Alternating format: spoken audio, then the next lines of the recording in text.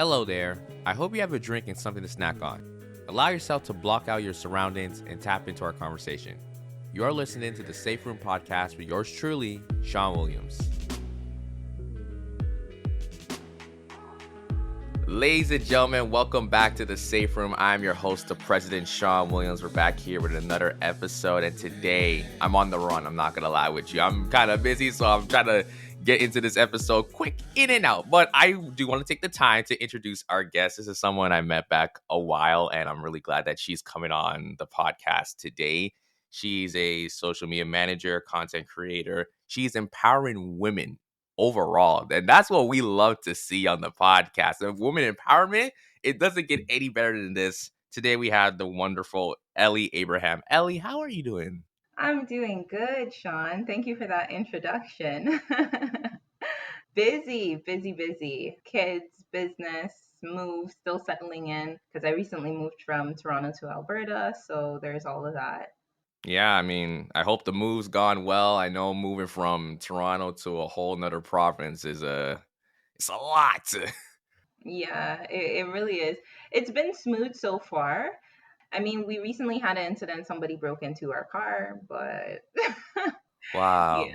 One thing about Edmonton, depending how close you live to downtown, there's a lot of not so great people. And there's also, Yeah, it's like weird activity. yeah.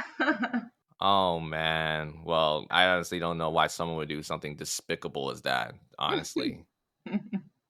Times are hard. Yeah, but we're here. Hopefully you get to share a little bit more about what you're doing and we can bring back that positivity into the room right here. But Yeah. yeah, I'm excited for the conversation. So before we get into the main questions, we're going to start off with our hot seat segment. This is just 4 simple questions that I just want to ask you. I see the smile. You're probably like, "Oh boy, here we go." Hot seats get me nervous. Don't let the name intimidate you. It's very chill, very Okay. chill. Okay? You got this. You got this. So, the first question I have, so outside the work that you do as a social media manager, content creator in the field that you work in, tell me something about yourself in one sentence. I am a creator of many things. Okay, I like that. I like that. That would be it. That would sum it up in one sentence. I am a creator of many things. That's a good way of saying it because, like, obviously there's so much to expand on. So, if you do want to kind of expand on that rationale or like on that sentence, go ahead. So, first of all, I am a mom. So I have created 2 little lives that keep me very busy. I also have multiple businesses. I do dog grooming, I sell e-commerce. As you said, I'm also empowering women. So I have a little thing going on there where I am helping women to become more financially literate. We're in the safe room. I'm creating a safe space for women to feel as if they can openly talk about their finances with my accountability group that I recently created. I am also right now working on opening a little shop where I have things for women, for business babes, books, sweaters, all that kind of merch to help them with their businesses and productivity. So that's that. Okay, I've never done this before, but I think we might have to tweak your answer from "I'm a creator of all things" to "I'm doing the damn thing." My goodness. Yes, well, there's quite a few things going on. Yeah. There's a lot. I mean, mompreneur, again, multiple businesses that you're juggling, which is absolutely the amount of strength that takes as well. Just being able to keep that work ethic and consistency, man. Bravo to you. Bravo. Thank you. Thank you, Of Sean. course, of course. Let's get into the next question. So, this one's probably going to be like, I would probably say this might be the hardest hot seat question I've ever asked. So, I'm trying not to make it too difficult. But what is one piece of advice you would share to a younger version of yourself? Ooh, a younger version to myself. The advice that spins, and I tell my young girls on my TikTok, is to not dim your light for other people. Throughout my life, I have found that I'm a very confident person. I do what I have to do. I'm easy to make friends with people. Sean, I think you can attest to that, like, but that intimidates a lot of people. And because of that intimidation, I have found myself in situations where I have dimmed me so that I can fit in other people's, space. And it has never done me any good. So the advice I would give to my younger self is not to dim your light for anyone and just do you, big and bold. I love it. I absolutely love it. It's just so true because, especially for entrepreneurs, we always have that conversation with ourselves saying, I don't know, man. Like, yes, my business is progressing. I'm seeing some growth, but at the same time, like, we always hold a very high standard. And I get it. We always Hmm. want to think big. I have big dreams. I have big goals that I want to do, but it's also good to take a moment to just appreciate some of the small wins or even just like what you're doing right now. Even if it's like, I didn't get the chance to finish this one major task, but let's say I did like a portion of what I needed to do, then celebrate that. Honestly, there are so much things that I am so behind on right now. If I told you this, guys, it'd be a whole podcast episode itself. But honestly, for me, like I could sit here and say, you know what? I got the chance to, edit one video, or I got to have 30 minutes to just kind of do what I need to do for like graphic designing or like just meeting with a client or having a conversation, like this is something that you should appreciate. It's not something that you just look at and say, I don't know, like, is this really important? Like, no, like, big up yourself. I totally agree.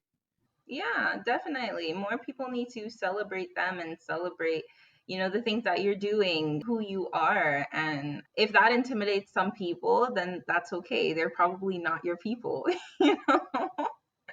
Like the people who you're supposed to be surrounded by, they will celebrate you. They will encourage you to continue to shine and do what it is that you're doing. So, yeah. Definitely. Absolutely. Okay. So, the next question I have for you, an interesting fact that you rarely share about yourself.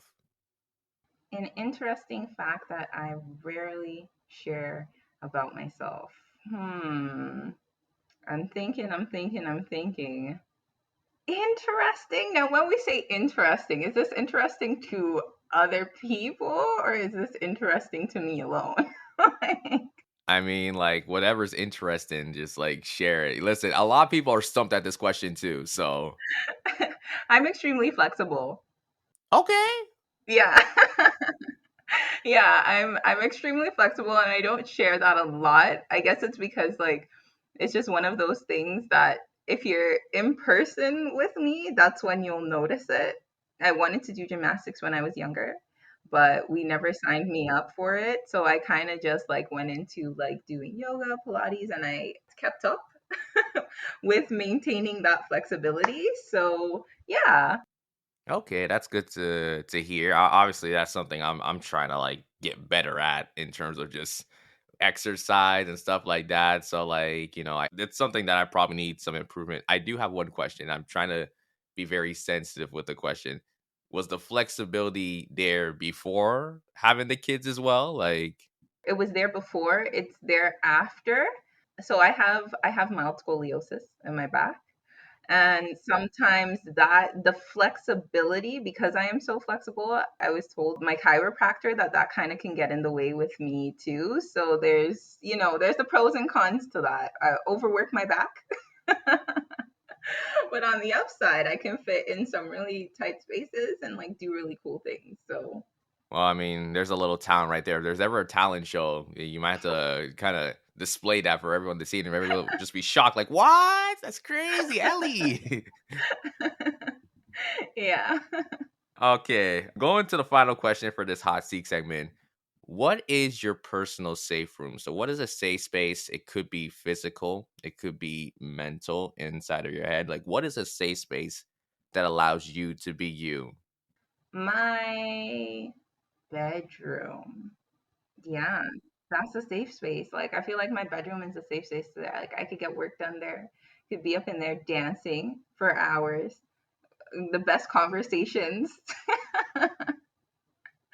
I think that's why I love your name for your podcast too, the Safe Room. It definitely gives that sense of like, hey, like automatically I think where's that safe space for me? And it's right there. It's my bedroom. That's that safe space. It allows me to think, relax, just get everything out. Yeah. Yeah, I really appreciate that. There's a couple of times like people have kind of questioned about the name of the safe room too. People kind of wonder like what's it about. I think the most hilarious response I ever got from someone who asked about the safe room, someone thought, "Oh, is it a space where you like talk shit and it's like very controversial?" And like I couldn't help but laugh. And I'm like, "Where did you get that from the name the safe room?" Like, yeah, it's a platform where we're talking trash. It's like very controversial, hot takes. I'm like, no, actually quite opposite, but you know, it's interesting. Since we're in the safe room, my mind definitely, I'm a little bit warped, so my mind would have went somewhere else too. We're adults, so yes, but no, like I get how they would think that, but automatically I would think it's that place where you just get to like, But I guess the safe room sounds different for everyone else. So there's that. That's true. There's always, variety of definitions of just what the safe room or a safe room would be for someone. So that's very Hmm. true. Okay, so that was the hot takes. I mean, you did good. You did really good. Not too bad. Okay, so now let's get into your backstory. This is where the main questions come in. So, like I mentioned before, you are a social media manager, you are a content creator, you are very active on social media, which is, I know it's a responsibility and task on its own because trying to be active on social media, just whether it's making posts or just engaging with your audience, it's something that a lot of entrepreneurs are trying to figure out, including myself. I feel like I'm in that point where I'm trying to really dive deep into like who's engaging with my posts, who is liking, responding, but also like who's saving my posts, who are like, sending my posts to other people so that they're hearing about it. But I want you to tell me a story where you found a gem within social media management and how it translated into an opportunity where you said, okay, you know what? I think this is something I actually want to do like full time or like moving forward within my business. Now, I just want you to explain a little bit more on the word gem. When you say gem, I know people use it in different ways. What do you mean specifically by gem? If you could give me like an example. Yeah, so like I'll even do this for me. So when it came to podcasting, I kind of define a gem as like, like a moment in my Hmm. definition. So like it was one particular moment where I actually got the chance to host a podcast during my university days called Negative Balance. And it was from that moment I realized, wait a minute, I'm actually really good at like having these conversations like on the mic. I'm like, wait a minute, maybe it's just something that's like steer me into a certain direction. And then Hmm. a couple years later, that's where I started to have thoughts of having a podcast and saying, you know what? I actually want to bring on people and, make this a full time thing of mine, podcasting moving forward. So I guess for Jem, I would probably say like one moment where like you kind of found like something that just it's like a revolution in a way, or like it's like from this moment it's like, okay, I did this and I didn't realize at the moment this was something I actually was going to be doing moving forward. Yeah. So when I realized that I really wanted to take off in social media was when I noticed my partner, he is a marketer and business coach. He does copywriting and all of that. Big up to Andre. It was when I realized that the strategies that I would give him for his business really popped off. And I was like, oh, shucks. Like, this is not just content creation. Like, this, I have the knowledge. And it's something I do daily for myself, which I didn't even realize I was doing. Right. And I noticed, like, when I would give him suggestions, when I would give him the strategies to implement with his Instagram, or even reviewing his copywriting and stuff like that, like they did really, really well. And so from there, I was like, okay, all right. So if I can help you, I can help other people. And then I took it from there. and I put it to work. He put me to work too, allowed me to work with some of his clients. And that's really just where it took off. And I really enjoyed it because it gave me that opportunity to help people in a way that wasn't just beneficial to them in developing like themselves, but also in helping them to make money and helping them to achieve their goals in business. And that to me was really more than I could want. So that's how come I stuck with social media management, because I saw the benefits that it had for people and also for myself. So that's where I stuck, and I'm that social media girly. Yeah. Yeah, and I'm telling you, like I said, you are very, very active. I see it within the post that you make in terms of just like the level of consistency, even like the professionalism with the color schemes. When you go and check out a social media manager's page on Instagram or whatever it may be on LinkedIn, there's always a color scheme that they follow, which I think is really good. And, I think those are things that some people do recognize, but there are other people who don't recognize that. And I don't think it's a bad thing, but I guess it's just being able to, share stuff like that, because some people think, oh, I mean, if I'm making my post, I mean, maybe their mindset is, what, I want it to be so vibrant and have like ambiance in it. But then you're forgetting to realize, wait, are all my posts looking the same? Are they matching, or are they basically giving out what I'm supposed to be sharing with my audience? So I had that experience when I started. I was just making random stuff, but like nothing was like, even from my personal view, it didn't feel right. It just didn't feel like nothing was clicking. So even like the last year, I've taken some time to just, okay, let me actually analyze my page and figure out, okay, if I'm going to be posting this, how's it going to look like, and how can I make sure that it matches the vibe of my entire profile? Yeah, I really appreciate that you noticed that about my page and just the professionalism, because I work really hard. I work really hard to make sure that everything is looking smooth, and I spend lots of hours to debating between like, hey, like, okay, does this look good? Like, is the audience gonna see this, and are they gonna read it properly? Is it gonna look good? I've even considered like people who are visually impaired, and they might be colorblind. Recently, I was just researching to see, like, do these colors actually pop? Will they get it? So thank you for noticing that and pointing that out. All right, then. So, my next question that I have for you, and this is something that I'm very curious about myself, because, it's something that, like, it floats in my brain once in a while, even when I'm working on my own stuff. And, sometimes you need to get to the bottom of this and, like, get answers. So, I want to ask, what are some of the common myths when it comes to branding and content strategy? Because I know some people have, like, certain assumptions on this is one approach you should do, or this is one practice that you should try when it comes to branding or content strategy. But sometimes you don't know because you're hearing so many voices. And obviously, I'm not expecting you to have all the answers, but maybe just from you working with clients, having that expertise in your, personal experience, what are some myths that you could probably deduce from that experience, you can share based on branding and content strategy? Have you ever seen the TikTok video? Are you on TikTok, by the way? I'm on TikTok, but I don't post it. I'm on TikTok just for vibes. There's a TikTok video that's floating around where the girl says, "Oh my goodness, I love this question." This is me right now. Okay, so getting into myths, one of the biggest ones that I can say is you do not have to post every day, 7 days a week, 3 times a day. That is the biggest one that I get a lot of people, a lot of clients when they first come in with me. They're like, oh, the reason why I don't want to do social media like this is, or I haven't started, is because it looks like a lot of work. People have to post every single day, and like, I don't know what to post. I don't know how I'm going to come up with all of this. I have my business, my physical business that I'm dealing with. How am I supposed to do all of this?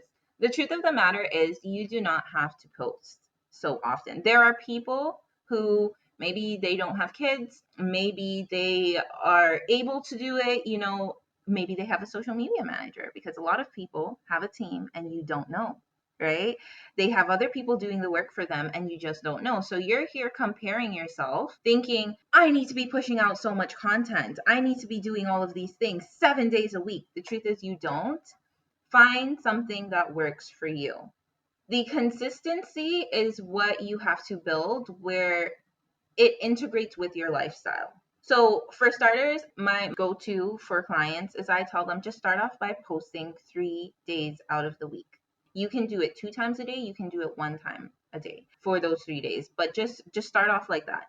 Once you get into the flow of that and you see how it is that it's working for you, from there you can decide, do you want to do more? Do you want to do less? Are you seeing the type of engagement that you want? And then you go from there. You build that discipline, you build that consistency.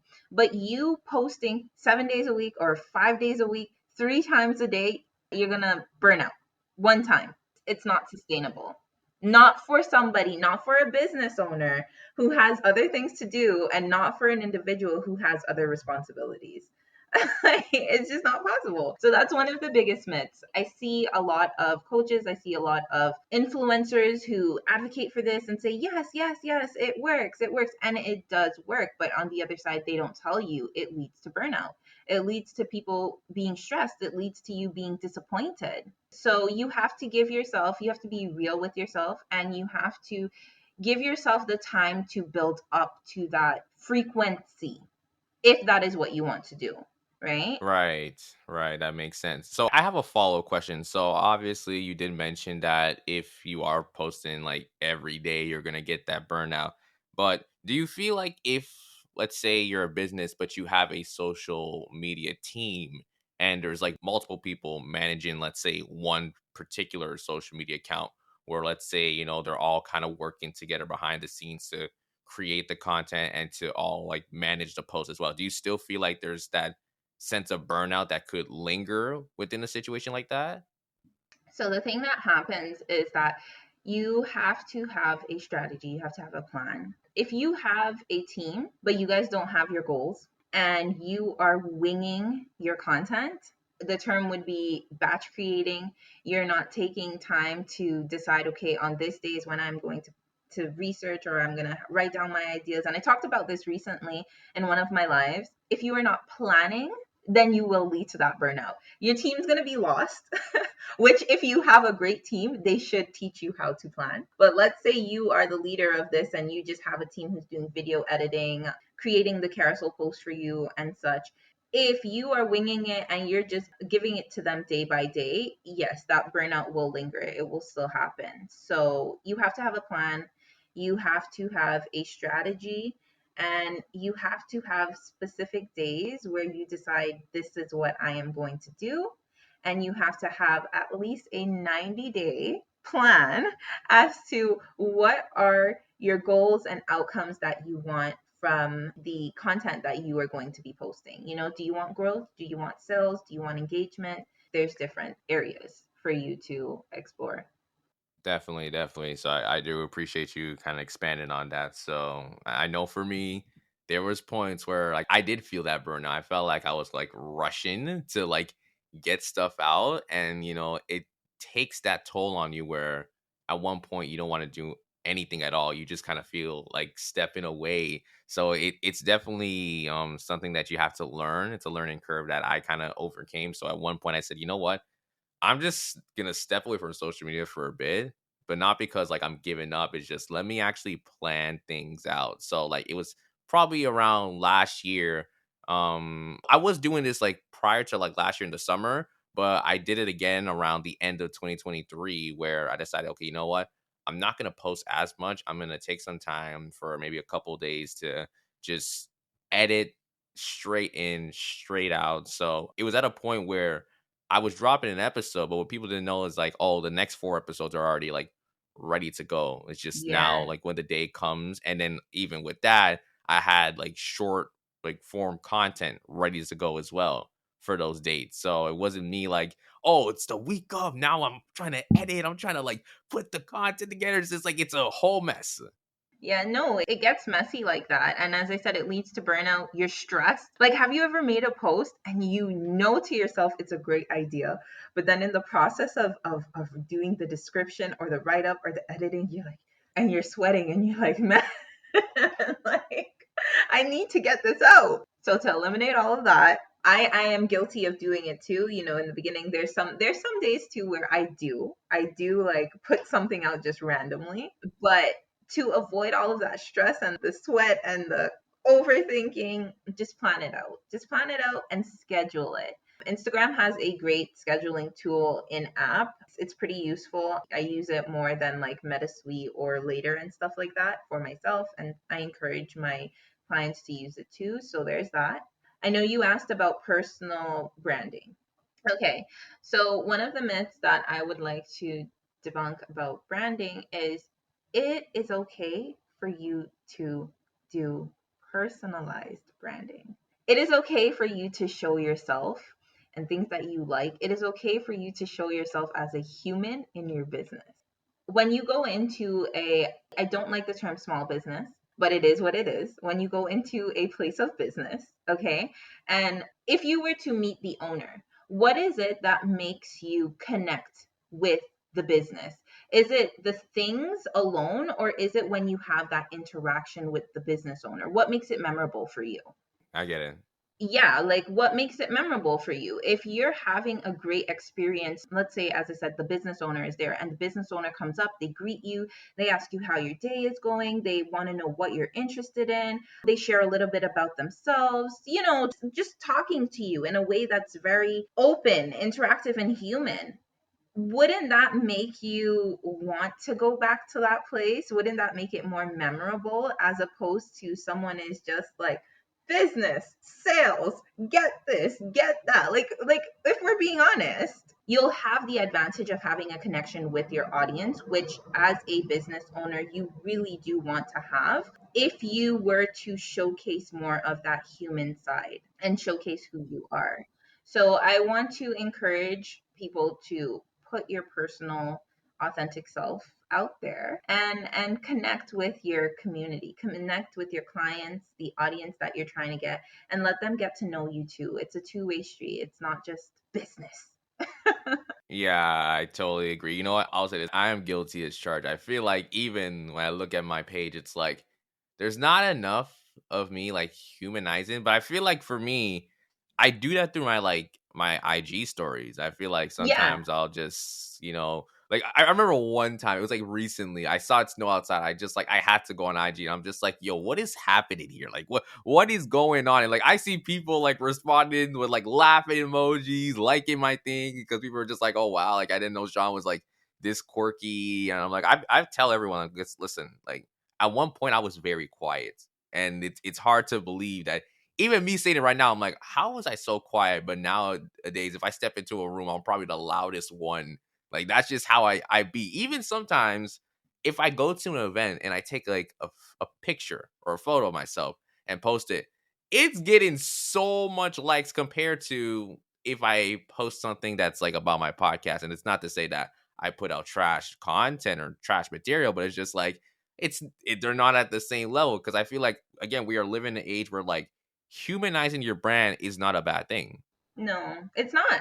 Some of the most successful, not some of them, but the most successful businesses, they have managed to connect. They have managed to make people feel as if they are a part of their journey, right? And they have successfully made it so that their community feels as if they are a part of the mission because they don't need to know everything about you, but they at least somewhat know you enough to be like, this is why I support this business. So, as much as a lot of coaches, influencers might say, like, hey, like, take the personal side out of it, you run your business how you want to run it. If you, of course, always think strategy, always think, how can I get sales and all of that good stuff. But run your business in a way that allows your customers, your audience to interact with you and have that connection. So, that's it for me with branding. Definitely, absolutely, 100%. Okay, so I want to go back to the it's Not like the first question, but we're going back into the moment question in a sense. All right. So I want you to share a moment where you either hit a roadblock in marketing yourself to your clients, or moments where maybe you say, okay, I have a marketing strategy, this is what I want to employ, but you have to scrap it, maybe it completely backfired. So it's either or, maybe a moment where you had some trouble reaching out to the clients that you wanted to in terms of the services that you have, or maybe there was a marketing plan that it just never got out of the box. And the reason why I want to ask this is because I am probably the king when it comes to having a marketing plan, and it's probably like, yeah, it just did not go the way I wish it could be. So maybe like you could share something and maybe provide how you even pivoted from that moment or just anything. So, one of the roadblocks I hit with clients would have been me cold pitching. Cold pitching works. It still works. I know a lot of people say, like, hey, like, no, don't do this, and whatever the case might be. It still works. But for me, it just didn't work out. People wanted to know, like, where did you come from? Why do you have my information? Like, what is it that you want? Or I'd find like I'd be getting ignored. And earlier I mentioned like I'm very friendly, I'm very personable. And the cold pitching for me, it was that thing where like I just needed to go back to myself. I needed to build those connections. And then once I build those connections, that's where the people were like, okay, like, but that cold pitching, it never worked out for me. It got shut down real quick. And as for a marketing strategy, I listened to a coach who was telling me, like, post more business, like, do business. My audience supports me when I show up as me. They love my business, they love what I do, they love seeing my journey. They want to, buy from me. But they didn't like me shoving business down their throat all of the time. I noticed personally, you talked about showing up in your stories and we talked about consistency. Yes, show up in your stories, show up in your business where you can best. I noticed for me with my stories, when I was just posting business, business, business, there was a decline. Nobody cared. They didn't want to watch that. They were, what is this? Like, this is not Ellie. This is not what we came here for. And even if we knew she was pivoting into more business, like, we miss you, right? And so I noticed once I started showing my face, once I started doing my lives again, once I started having something to say with my business, my views skyrocketed. People were inquiring again, like, so that for me was I had to scrap the whole, oh, this is just going to be solely a business account. And I had to bring it back where this is business and it's personal. And that's where I saw, like, for me, my marketing strategy works best is where I can balance personal and business, um, and tend to my audience like in that way. So the whole business was just it was not for me. Yeah, listen, I can totally resonate with that. So like for me, I struggle to kind of show my personal side on social media. But it's not because I lack that, ability to tap into that. It's just if you ever see me at an event, any event, that's when people really get to see like the personal side of me because everyone just assumed that okay, when Sean, he has his podcast, he's behind the mic, he's very professional, he has a good energy, but he knows how to like hold down a conversation. If you ever see me in person, especially nowadays, anytime I'm going to like an event where like I see a bunch of like entrepreneurs, in all due respect, if you come up to me and the first thing you tell me is, so what is your business? Get out my face. I don't want to hear none of that, bro. I'm like, listen, I want to know, like, yo, are you tapping into like the new Kendrick Lamar album? Like what's going on? Like, how's life? Are you doing any hobbies? Like, I'm really trying to like just have a good time, and people can see that too. When I show up, I'm just like very uppity. I'm like, all right, let's do this. And like, sometimes I'll be joking. Like one time, I went to this event. I won't say anything. I won't say the event because I don't want them to come after me and blast me. But let's just say there was some food left over, and I was like, yo, is anyone gonna take that? Is anyone gonna take that? Like, please, like, give me a to-go bag, and like, I'll just be gone. So like, I'm very like just out of control when it comes to like in-person events. So socially wise, I'm trying to do better like on social media of exuding that same energy, and I think I might start doing that on my story, just being like, yo guys, I'm hopping on, nothing too serious, but it's just like Can anyone just help me, like, get in contact with this person? Or maybe better yet, like, yo, tell me what you think about this. I read this on Twitter. Like, yo, how are y'all feeling? And one thing I really like about your post, Ellie, is I think it's every day you do like, how are we feeling? Or like, what is your mood? And like, I see some of the options and I'm like, they're so random some point. It's like, okay, sometimes I'll be like, okay, how are you feeling? I'm feeling great. I'm feeling fantastic. And then there's other times it's like, I don't know, I'm eating ice cream or everything like that. Like, I don't know. Like, that's what I like about it. It's like different in a way. Yeah, no, I appreciate you saying that. My partner and I, we had started this thing called the Gratitude Family before, and we're still kind of like figuring out how we're going to go about it. But one of the things that I realized, and both of us came to the conclusion with, was like people aren't as grateful, or they don't remember to be as grateful for things as they, should be. And we should incorporate it more into our lives. So that's really how that came about. Like, I have a sticker every day where I'm like, hey, like, what are you grateful for? And it is very random because I try to think of like different scenarios where, or different audiences, like what would these people be grateful for? That's really the strategy, to incorporate my personal side, but then, get that engagement with my audience. See that? So yeah, I appreciate you pointing that out. It's really important as a business owner for you to know, especially on social media, that even though it's social media, you have to treat it like you're an in-person business too. Try to find a way to make it like that in-person business too. And don't overthink it. A lot of entrepreneurs, when they first start out on social media, they're overthinking and they're comparing. Don't compare yourself to anyone. Just do you.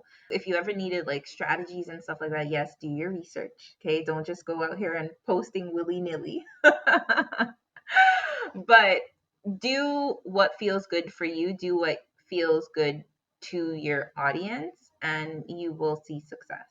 Definitely, definitely. Okay, so next question I have, and we're gonna go a little bit deeper into your business. So, how has creating your services allowed you to empower women entrepreneurs and for helping them to upscale their businesses and also, experience financial growth in their business as well? Because I know, again, you have a lot of stuff going on. So I do want to like shine a light on that in terms of just how is it creating these types of services or like creating these products, whatever it may be, to help female entrepreneurs, have that upscale in their business and also experience financial growth as well.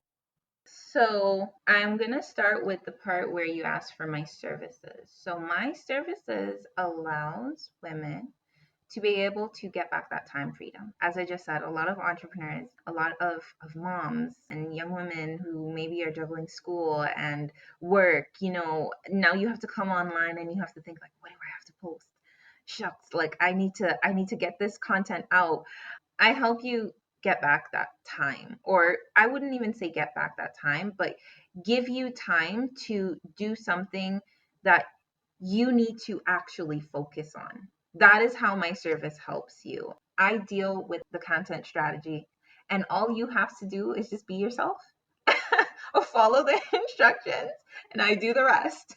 So you can go back to studying for school, you can go work and know to yourself that like, hey, my posts are going to be scheduled, my engagement is going to be taken care of, because I don't need to worry about like responding to comments because Ellie has that. And if anything, like she's going to notify me. So that's really what it is. I like to say that I help you online so you can thrive in real life and focus on the things that you need to focus on. When it comes to helping their business financially, I have quite a few posts about social media on a budget.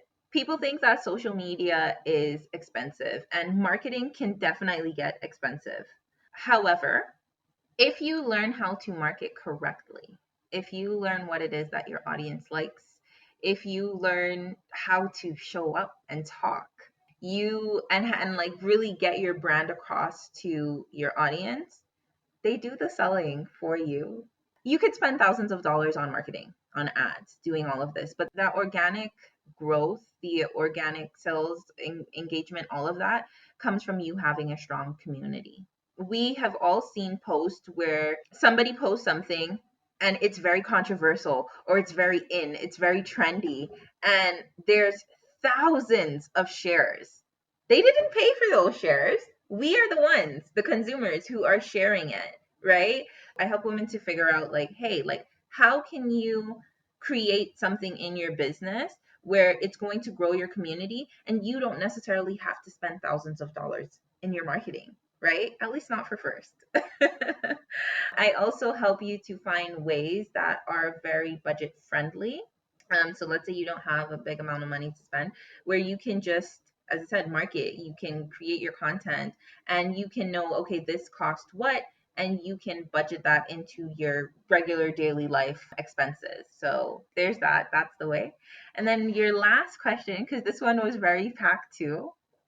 I think that probably was it, actually. I That was think it you, for the yeah, for the finances. yeah. Yeah. So that's really how I help. I help you to have that financial literacy when it comes to budgeting and finding out the prices and figuring out all of that. When it comes to sales, I am working on sales myself. I don't teach or broadcast anything that I'm not great in as yet. So when it comes to monetizing your content, I am still currently working on that. So once I have that down, Sean, you will be seeing it. But for right now, I'm more growing your community and helping you with that financial literacy and budgeting for your marketing or your content. That's good to hear. I think there was a recent post that you shared where you kind of did detail like different, ways where you can, post, market, and you don't have to spend money Tons on. of You don't have money. to, yeah, you don't have to go crazy. I'm trying to like scroll down and see if I can, like, I'm literally searching. Here it is. So it's like a budget friendly social media resources for business growth. So again, Yes. there's different things that you can try out and different things that you can access that allow you to, again, just, you don't have to spend money. You don't have to go crazy. You don't have to break the bank. Yeah. You don't have to. And I believe it was Gary V talking about Mr. Beast when he was talking about his marketing. Now, obviously these people have money, right? But at first, they have realized that all you have to do is get attention and the marketing does itself. Like literally that, and you see that with comedians. Sean, you see that with yourself too. I would think that you would see it too with yourself. Like if you can get people's attention and tie that in with them liking you, your marketing is taken care of. And you do a wonderful job with that attention because you always have very interesting guests on your podcast, right? You have people who people want to listen to. You have people who are giving value and information. And I would say like that definitely I could see how it helps your marketing too, right? Where it's like you don't necessarily have to spend a big budget into marketing because consumers naturally want to listen to what your guests have to say and what you have to say. And we take it upon ourselves to now share your content, to now go download your episodes and listen. I do appreciate that. So it's something that, again, for a lot of people, the best way I feel if you're able to market well is when you have your own marketing team in your audience where they're just pushing out the content. And then next thing you know, you're starting to wonder like, wait, I have a new follower, but it's like I've never met this person in my life. Like who Mm-hmm. are they? It's like, oh, I was referred from a friend who is a friend of another person who says that they're following you, and that's how I found your page. So it happens. Yeah. The last thing, if I can, towards this is I want to encourage people to put out the content because you never know what is going to hit. You never know what's going to resonate. Like, as much as their strategy and everything, just put out the content and test to see what works. And once you see what works, make more content like that. Yeah. Yeah. Yeah. That's the best strategy for sure, for sure. Okay, I do have one more thing I want to do before we wrap things up, and it's a little activity portion of the podcast that we like to implement. I know we were talking before, and I think you mentioned something about a social media checklist.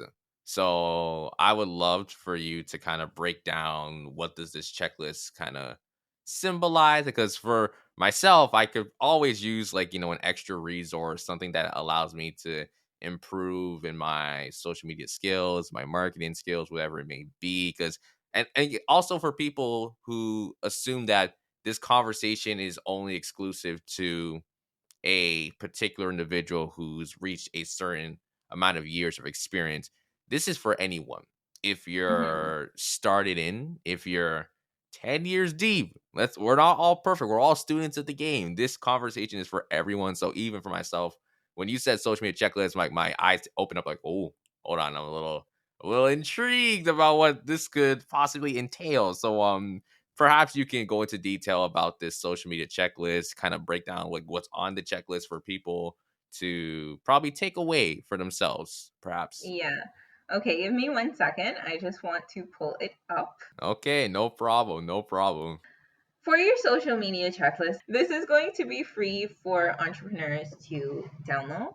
The first thing that is on there is you making sure that you have clear goals and objectives. As I said, I am a big planner. So, for you to have clear objectives, and when it comes to your social media and your business, you want to make sure that you are defining your social media goals. Do you want to build brand awareness? Do you want to see sales? Do you want to build a community? Right? Those are the first things that we're going to get into. These are great questions to ask yourself if you are now starting off on social media. Maybe you're a business owner already, you have a great successful business, but you want to put that over onto social platforms. What are your goals starting off? Then you're going to need to know your audience. Who is your audience? Like, for example, Sean, who would be, do you know your audience? I'm putting you on the hot seat right now. My audience, it's 24 to 39, consists of entrepreneurs, business owners, and I like how you did expand on like what are your social media goals. I'm trying to build a community with Mm-hmm. my platform, with my profile, but I'm also looking to build brand awareness. And I'll say this before I'll let you speak again. There's a lot of things happening behind the scenes, guys. So like I want to share, but I'm gonna keep it on the wraps. But I'm gonna let Ellie get back into her tutorial with the checklist. So after you set your objectives and something very well known in social media management, KPIs, right? That's your key performance indicators. You are going to research and make sure that you know your audience. You know, what are your demographics? Sean just said is 24 to 39. Are they female? Are they males? Are they entrepreneurs? What are the things that they like? What are the things that they dislike? Why do they come to you? Then the next thing you are going to know is platform selection. Which platform do you want to be on? Sean, I believe you were on my live when I was talking about this. Everyone's going to tell you, like, be here, be there, and you're running around trying to be everywhere. No, choose which one you can show up best on and that you feel comfortable being on and where your audience is. So if you are a big professional, corporate, you might want to be on LinkedIn. You might want to be more so on Facebook, right? These are where like the demographics for very, very corporate people are. And if you are going towards a younger audience, you might want to consider going on Instagram, TikTok. Sean, hint, hint, I recommend you start up TikTok. Okay. When I say like TikTok is one of those things, it's like my Achilles heel. It's like I'm gonna get started, but then it's just like nah. Like I definitely need to take some time to do TikTok for You sure. can do it. And if you ever need any help, I'm right here. And then from there, you're going to think about okay, these are all planning, these are all beforehand for starting off your checklist, right? Then you're going to create, you're going to sign up for the platforms and you're going to start creating content. And that's where profile optimization comes in. You're going to want to make sure okay, who are you? What are you aligning yourself with? Does it actually showcase what your business is or who you are? Let's say you're not a business, so you're influencer, art, whatever. Does it showcase that? And then optimize your page or your platform to that. And then you're going to get into content strategy. Now, for that, I'll leave it there for the checklist, but that's a little sneak peek as to what it has. And, you know, if you ever want to talk content strategy and need help with anything, I'm here. So, yeah, Sean, does that feel, how do you feel about that? That sounds great. That sounds great. I love how you broke down everything. Even when you mentioned like the demographics, I was also thinking about like psychographics. So like what are some of the values or like the beliefs of some of your audience members? Like what are their favorite hobbies? Stuff like that is really good because it allows you to create like a customer or client avatar where like Yes. okay, if you have that, for example, for me, that 24 to 39, let's say you do your research, you probably have 100 people in your community or 100 clients. being able to create a customer avatar that kind of embodies that demographic, embodies that niche audience, is always really good, especially, when you ever have the chance to just kind of share with other people so they get a good sense about what you're doing. And this is also for any entrepreneur. If you're ever doing any pitching contests, those come clutch. If you have a customer avatar, they like stuff like that because it lets you know, Yeah. like, oh, you really understand your audience. So I'm actually in the process right now of doing my own market research, really taking the time to, reach out to my audience, reach out to people I've worked with as clients, people who have come on the podcast. So Ellie, I'm gonna have to reach out to you afterwards and we're gonna have to schedule a little one-on-one, but I'm definitely working on things like that. But again, it goes to show that, for social media, you want to make sure that you're still staying professional. But like Ellie mentioned before, you want to show that personal side. You don't want it to be where it's just business, business, business, business. It's going to feel dry and dull at one point. Yeah. Sean, I love that you talked about you doing your market research. And I just want to say for anyone, maybe, I don't know, maybe somebody out here is wondering like, what is a client avatar? Your client avatar is your ideal audience. Just think of it as one client, right, Sean? Like just think of it as the specific ideal client. They have all of the things you know them inside out, basically. You know their favorite shows, you know what it is they do on a regular afternoon. And that's really what a client avatar is. And for market research, people do your market research, and don't be afraid to ask questions to people to get feedback. That's something that a lot of people don't do, Sean. And I'm happy to hear that you're doing that because a lot of people, they forget, like, you can ask your clients what they want. Don't try to make it up in your head. Ask them. People are happy to give feedback. People feel a part of the whole process when you reach out to them and you ask them like, hey, like, what do you think about this? What do you think about that? That again grows your community, grows that bond, right? So Definitely, for sure. It's all about support here. Obviously, I don't want it to be where I'm bringing on people and then it just kind of feels like the conversation's over. Now it's like, get out of my timeline, or like, I don't want to talk to you after. Like, no, I want to keep building it. Again, it's a community that we have here in the Safe Room. So we're just here to expand it.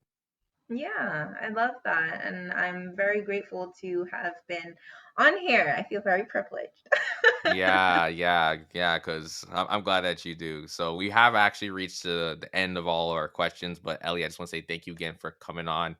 Appreciate your time, your wisdom, your knowledge, the amount of like gems you guys drop. I hope you guys had your notebooks. All right. If you didn't, then you might have to spin back this episode from top to bottom and like get the notes that you missed. Okay. All right. But overall, Ellie, thank you for coming on.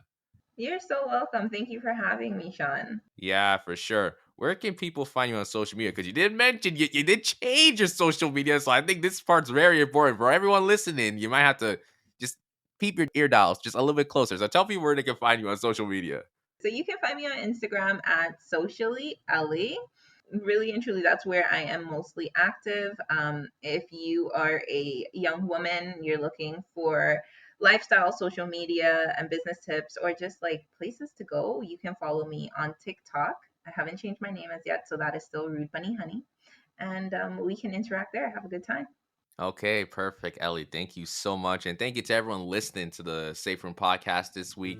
You can find us at Instagram at the Safe Room Official. And Ellie, I'm glad that you're keeping me on and toes when it comes to TikTok. So I'm trying to get to TikTok and YouTube. That is something that I'm working on in terms of like, we had the conversation about being more like personal.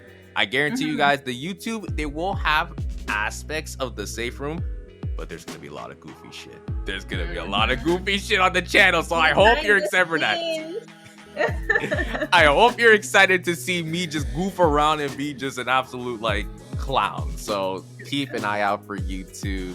But listen to our episodes on Spotify, Apple Podcasts. Give us 5 stars. It helps so much. You can get that traction. Leave a review. Let me know what you guys think about these episodes. Listen, I've done over 115 episodes. I feel now it's irrefusable. I need to hear the reviews. I need to hear from the people, my people. Come on. So yeah, I'm gonna leave it at that because I gotta go. I have an event I'm about to head out to. So you might see it on my story later on. So who knows? But thank you again to Ellie for coming on the podcast, and we'll see you guys next time. See you next time.